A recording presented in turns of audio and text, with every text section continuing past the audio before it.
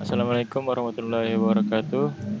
Kami dari kelompok 11 akan mempresentasikan materi uh, mata kuliah konstruksi perangkat lunak, yaitu interface dan enumeration, yang terdiri dari interface, substitusi, generic interface, dan enumeration.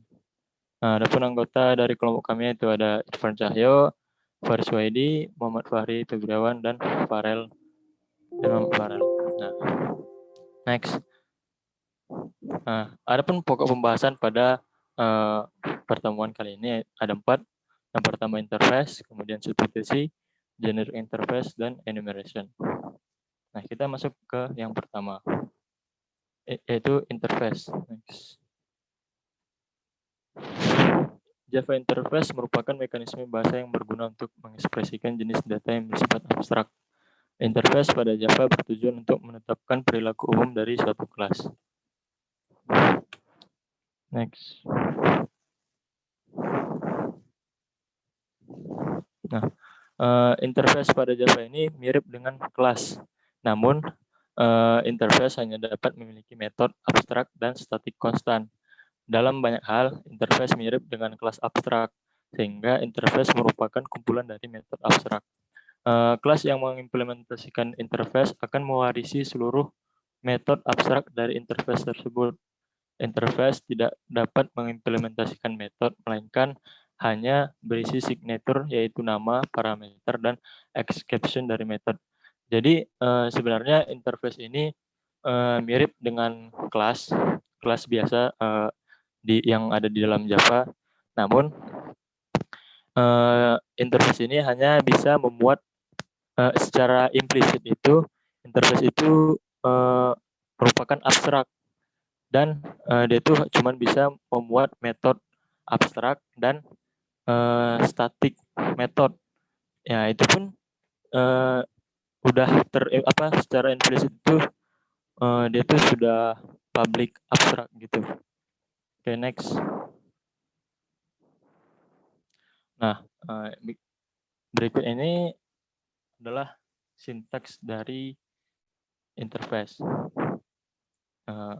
Yang ada modifier, kemudian interface diteruskan dengan nama interface-nya. Modifier ini bisa berupa public, private, tapi biasanya public sih.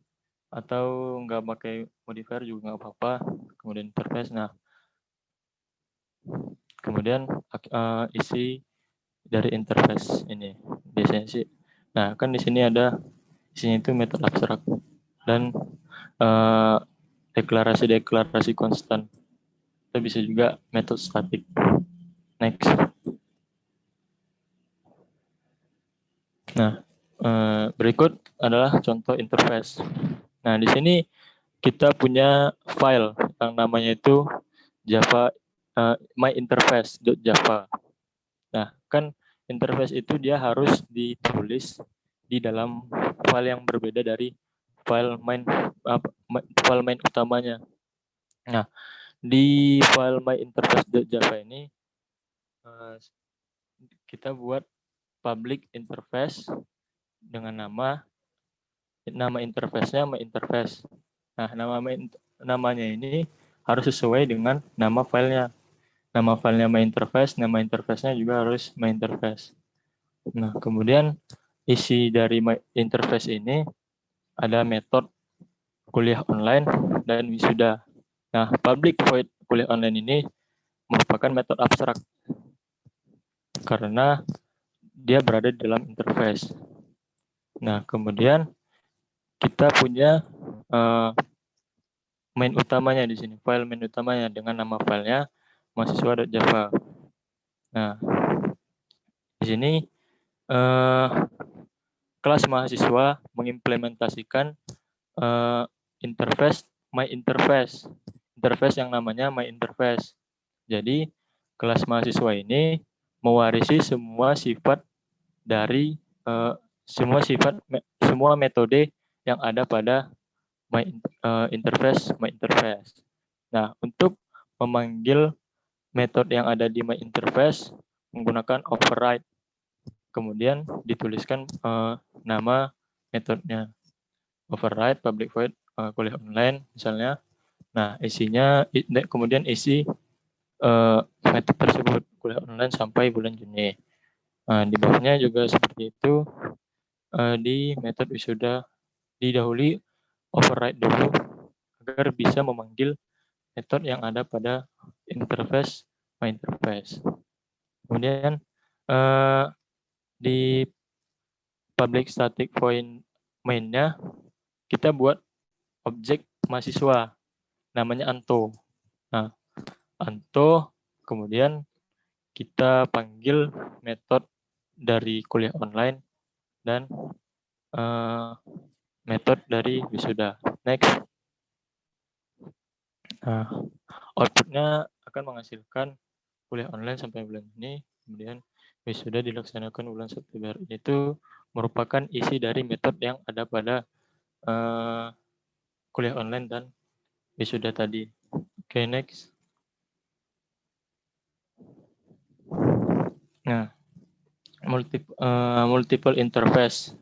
Jadi Java tidak memperkenankan multiple inheritance pada kelas, tapi mengizinkan implementasi multiple interface. Jadi kan inheritance itu kan dia kayak pewarisan sifat ya. Dia ada parents dan ada subclassnya. Misalnya ada superclass, ada subclass. Nah, subclass ini dia cuman boleh memiliki satu superclass itu pada inheritance. Nah, tapi kalau pada interface dia dapat memiliki suatu kelas itu dapat memiliki seperti halnya tadi superclass, dia dapat memiliki superclass lebih dari satu. Kalau inheritance kan itu extends. Misalnya kelas mahasiswa extends dari kelas pelajar gitu kan. Atau nah, kalau misalnya interface itu dia pakai implements. Misalnya show me implements dari phone atau Android gitu. Jadi bisa dia mengimplementasikan interface phone atau mengimplementasikan interface dari Android gitu. Oke, next. Nah, berikut contoh dari multiple interface. Nah, tadi kan kita sudah punya file interface yang namanya my interface. Nah, yang isinya itu ada metode kuliah online dan wisuda. Nah, di sini saya juga buat interface baru yang namanya order interface. Nama interface-nya juga order interface. Nah, metodenya magang. Nah, untuk memanggil kedua interface ini dapat dilakukan. Jadi kelas mahasiswa implements my interface, order interface. Jadi kelas mahasiswa ini mengimplementasikan interface-nya my interface dan order interface. Jadi dia mewarisi seluruh metode yang ada pada interface dan order interface. Nah, di sini kita bisa lihat override kuliah online. Nah, ini yang tadi ya. Nah, di sini saya menambahkan override untuk memanggil metode yang ada pada order interface. Override public void magang. Isinya mahasiswa magang pada semester 5. Nah, di sini di bawah juga Anto menggunakan metode magang. Nah, hasil outputnya itu kuliah online sampai bulan Juni, wisuda dilaksanakan bulan September, mahasiswa magang pada semester 5. Ini merupakan metode dari kuliah online, wisuda, dan magang. Oke, next. Metode statik pada interface. Nah, adapun cara memanggil metode statik dari interface sama saja dengan cara memanggil metode pada kelas. Jadi kan kelas itu, maksudnya interface itu kan dia hanya bisa memuat metode abstrak dan metode statik. Nah, cara memanggil metode statik ini sama caranya dengan memanggil metode statik metode pada kelas. Oke, next. Nah, berikut contoh metode statik pada interface. Nah, kita di sini punya file interface yang namanya contoh interface. Nah, ini merupakan public static void print. Nah, ini tuh merupakan metode statik, yaitu yang nama metodenya itu print. Public static void print tipe datanya string, kemudian nama variabelnya myString. Nah, isi dari metode itu akan ngeprint variabel myString. Kemudian pada file utama kita punya kelas contoh kelas yang mengimplementasikan dari interface contoh interface. Nah, isi dari main utamanya ada string myText yang isinya pemrograman berorientasi objek menggunakan Java. Nah, kemudian kita memanggil static method yang ada pada file interface. Caranya itu tuliskan nama file interface-nya, contoh interface, kemudian titik nama metode statiknya. Dalam kurungnya ini nama variabel yang akan digunakan. Nah, jadi outputnya pemrograman berorientasi objek menggunakan Java. Oke, next. Nah, interface inherit dari interface lain. Jadi interface ini bisa inheritance dari interface lain. Maksudnya interface bisa mewarisi metode dari interface yang lain. Di sini kita punya interface super interface yang namanya super interface dengan metode super dengan metode yang namanya itu metode super. Kemudian saya juga buat file interface yang namanya subinterface, yaitu extend. Extend itu mewarisi, extend itu kan merupakan inheritance. Cara pendeklarasian inheritance, yaitu parentnya super interface. Kemudian subinterface ini juga punya metodenya sendiri, yaitu metode sub. Jadi subinterface ini sudah mewarisi metode super, juga memiliki metodenya sendiri, yaitu metode sub. Nah, jika saat membuat kelas baru, contoh kelas yang mengimplementasikan subinterface, maka dia tuh sudah harus mempunyai metode super dan metode sub. Yang metode supernya dari interface super interface, kemudian metode subnya dari interface sub interface. Oke, next.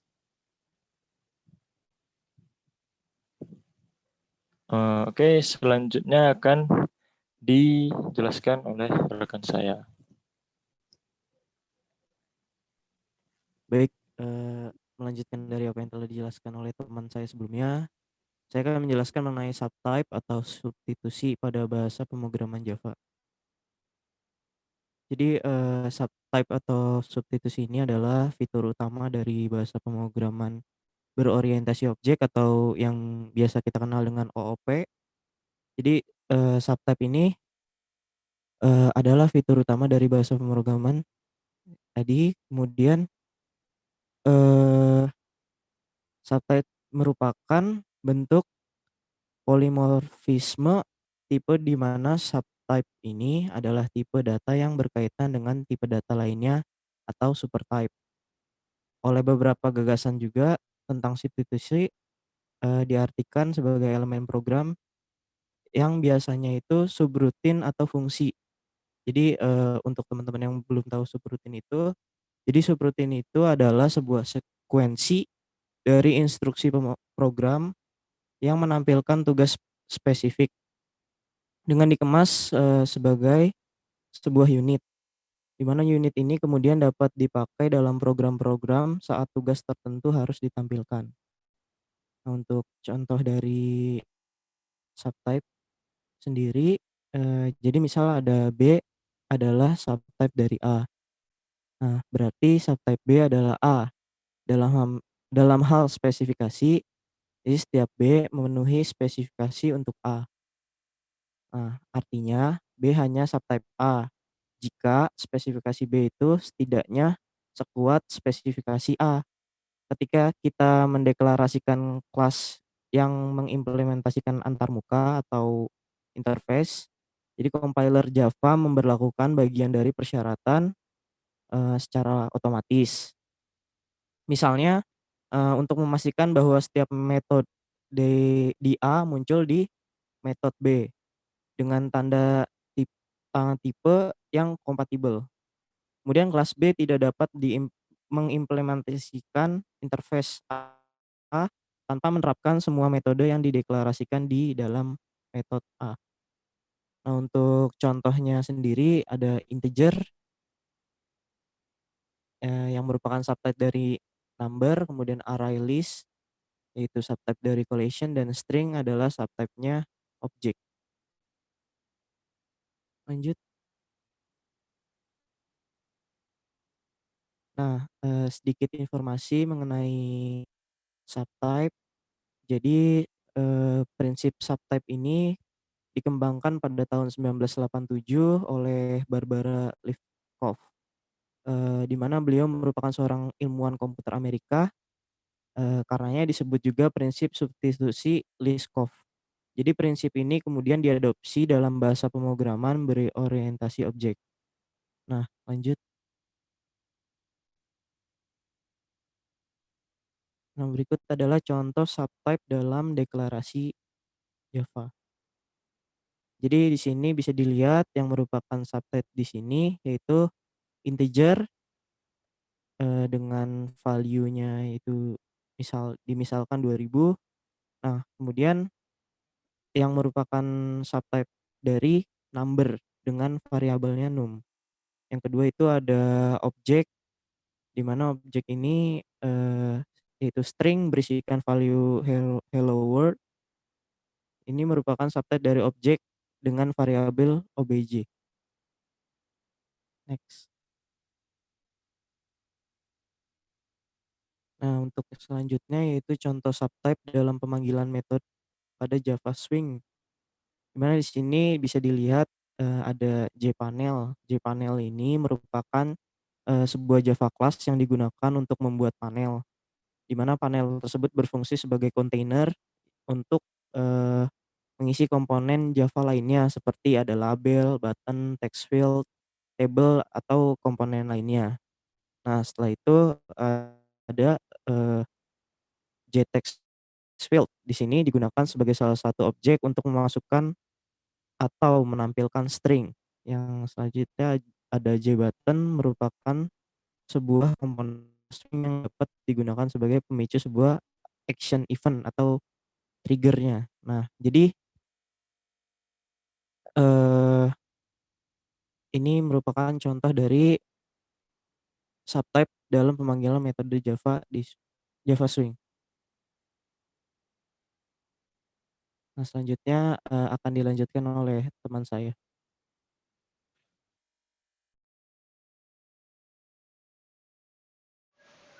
Selanjutnya ada bagian dari generic interface. Jadi generic interface penjelasannya ada Java interface merupakan daftar tanda tangan metode tanpa dan metode.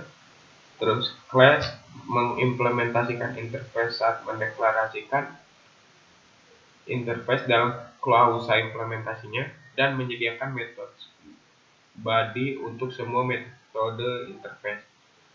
Salah satu cara untuk mendefinisikan jenis data abstrak pada Java adalah sebagai interface dengan implementasinya sebagai kelas yang mengimplementasikan interface tersebut. Nah, ini adalah contoh di sini generic interface implementation.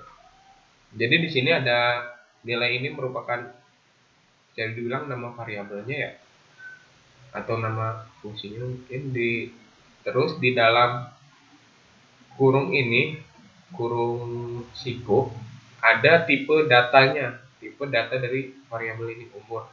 Nah, di sini langsung sama dengan new nilai ini dari yang depan tadi. Dan titik koma, lalu ada umur set manusia 19.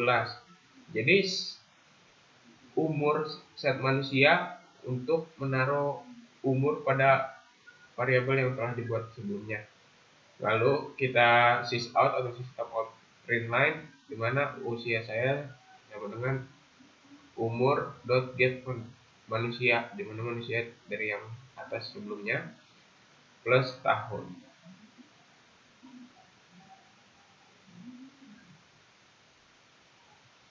Selanjutnya enumerasi. Dua ya.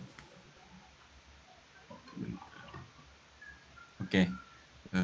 Selanjutnya adalah enumeration. Next. Jadi enumeration atau enumerasi ini merupakan salah satu class library di J2SE versi 5 yang dapat digunakan untuk memuat kumpulan variabel yang telah didefinisikan menjadi tipe data konstanta. Setiap objek baru yang didefinisikan berdasarkan tipe data enum, maka objek tersebut dapat mengakses atribut atau metode enum itu sendiri. Lalu, mengaplikasikan nilai atau value yang ada di dalamnya. Enum dapat disebut juga sebagai array, tapi dalam bentuk konstanta dan juga bertipe kelas. Next.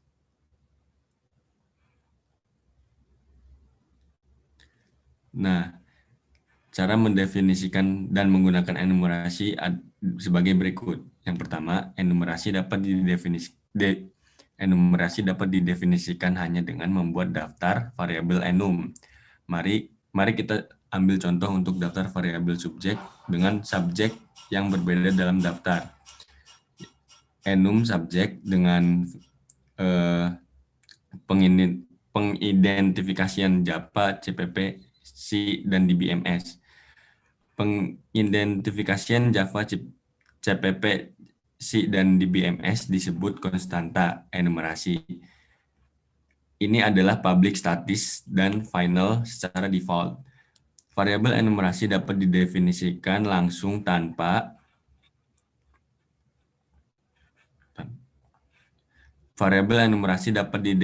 secara langsung tanpa kata kunci baru. Next. Nah, ini adalah contoh kode dari enumerasi dengan menggunakan vector method.